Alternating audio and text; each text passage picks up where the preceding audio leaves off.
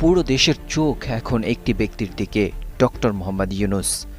গণমাধ্যম, সামাজিক যোগাযোগ মাধ্যম, রাজনীতির অন্তর্মহল, এমনকি চায়ের দোকানের বেঞ্চেও এখন একটাই প্রশ্ন, ডক্টর মোহাম্মদ ইউনূস কি থাকছেন না চলে যাচ্ছেন? বৃহস্পতিবার বিকেলে উপদেষ্টা পরিষদের নিয়মিত সাপ্তাহিক বৈঠক শেষে সচিব ও সরকারি কর্মকর্তারা বের হয়ে গেলে শুরু হয় অনানুষ্ঠানিক এক পর্ব।